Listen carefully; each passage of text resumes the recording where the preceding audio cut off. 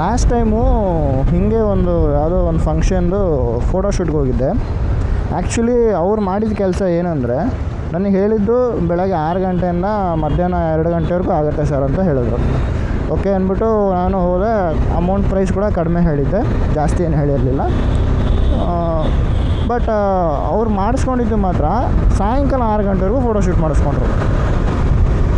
ಆಮೇಲೆ almost 12 hours photoshoot ಮಾಡ್ರು ನಾನು ಅವತ್ತು. ಆಲ್ಮೋಸ್ಟ್ 12 ಅವರ್ಸ್ ಫೋಟೋಶೂಟ್ ಮಾಡಿದ್ವಿ ಅಂದರೆ ಅಮೌಂಟ್ ಎಷ್ಟು ಕೇಳ್ಬೋದು ಅನ್ನೋದು ಫೋಟೋಗ್ರಾಫರ್ಸ್ಗೆ ಐಡಿಯಾ ಇರುತ್ತೆ. ನಾನು ಫೋಟೋಗ್ರಾಫರ್ಸ್ಗೆ ಅಂತ ಅಲ್ಲ, ಎಲ್ಲರಿಗೂ ಸೇರಿಸಿ ಹೇಳ್ತಾಯಿದ್ದೀನಿ. ಬೆಳಗ್ಗೆಯಿಂದ ಸಾಯಂಕಾಲದವರೆಗೂ, ಬೆಳಗ್ಗೆ 6 ಗಂಟೆಯಿಂದ ಸಾಯಂಕಾಲ 6 ಗಂಟೆವರೆಗೂ ಕೂಡ ಫೋಟೋಶೂಟ್ ಮಾಡಿದ್ದೀನಿ. ಆಲ್ಮೋಸ್ಟ್ ಏನಿಲ್ಲ ಅಂದರೂ ಒಂದು 1800 ಫೋಟೋಸ್ ತೆಗೆದಿದ್ದೀನಿ.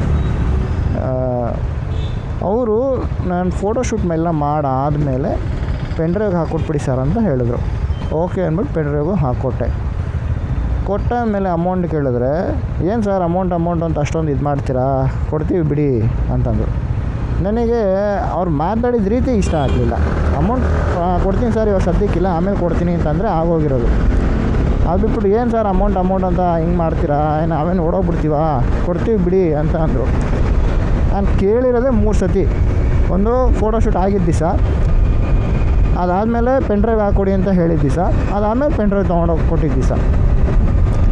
ಆದರೆ ಮಾತಾಡಿದಾಗ ಮಾತ್ರ ಎಷ್ಟು ಉರಿದೋಗ್ಬಿಡ್ತು ಅಂದರೆ, ಸೀರಿಯಸ್ಸಾಗಿ ಕೆಲವೆಲ್ಲ ಅಂದ್ಕೊಳ್ತಾರೆ, ಏನು ಗುರು ಇವನಿಗೇನು ಕೆಲಸ ಇಲ್ಲ, ಮಾಮೂಲಿ ಫೋಟೋ ತಗೊಂಡು ಬರ್ತಾರೆ, ಫೋಟೋ ತೆಗಿತಾರೆ, ಹೋಗ್ತಾರೆ, ಇದಕ್ಕೆ ಇಷ್ಟೊಂದು ಬಿಲ್ಡಪ್ಪ ಅಂತ ಅಂದ್ಕೊಳ್ತಾರೆ. ಸೀರಿಯಸ್ಸಾಗಿ ಹೇಳ್ತೀನಿ, ನಿಮ್ಮ ಕೈಗೆ ನಾವು ಕ್ಯಾಮ್ರಾ ಕೊಡ್ತೀವಿ, ಫೋಟೋಸ್ ಒಂದು ಸತಿ ಟ್ರೈ ಮಾಡಿ ನೋಡಿ.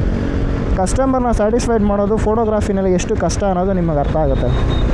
ಯಾವಾಗಲೂ ಕೂಡ ಒಬ್ಬ ಫೋಟೋಗ್ರಾಫರ್ ಏನೋ ಒಂದು ಅಮೌಂಟ್ ಕೇಳ್ತಾ ಇದ್ದಾರೆ ಅಂದರೆ, ಅವ್ರು ಕಷ್ಟ ಬಿದ್ದು ವರ್ಕ್ ಮಾಡಿರೋದಕ್ಕೆ ಕೇಳ್ತಾ ಇರ್ತಾರೆ ಹೊರತು ಬೇರೆ ರೀಸನ್ ಇಟ್ಕೊಂಡೇನು ಕೇಳ್ತಿರಲ್ಲ. ಮತ್ತು ಅವ್ರಿಗೂ ಕೂಡ ಕಮಿಟ್ಮೆಂಟ್ಸ್ ಅನ್ನೋದು ಇದ್ದೇ ಇರುತ್ತೆ. ಬೇರೆ ವರ್ಕಲ್ಲಿ ಅವರು ಕೂಡ ಕಷ್ಟ ಬಿದ್ದು ಮಾಡ್ತಾ ಇರ್ತಾರೆ.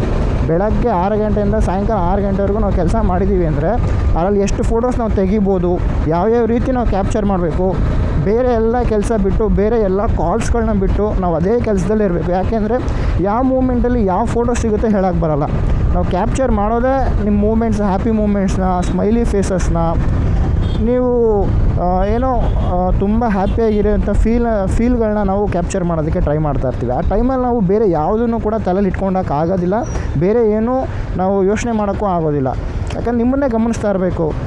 ಸೊ ಇಡೀ ಫ್ಯಾಮಿಲಿ ಆಗಿರ್ಬೋದು, ಆ ಫಂಕ್ಷನಿಗೆ ಬಂದಿರೋರು ಎಲ್ಲರೂ ಆಗಿರ್ಬೋದು, ಆ ಫೋಟೋಸ್ನ ಕ್ಯಾಪ್ಚರ್ ಮಾಡೋದಕ್ಕೆ ನಾವು ಅಷ್ಟು ಒದ್ದಾಡ್ತಾ ಇರ್ತೀವಿ. ಬಟ್ ನೀವು ಲಾಸ್ಟಲ್ಲಿ ಆ ಮಾತು ಅಂದ್ಬಿಡ್ತೀರಲ್ವಾ, ಸೊ ಹೆವಿ ಹೊಟ್ಟೆ ಹೊರದೋಗ್ಬಿಡುತ್ತೆ.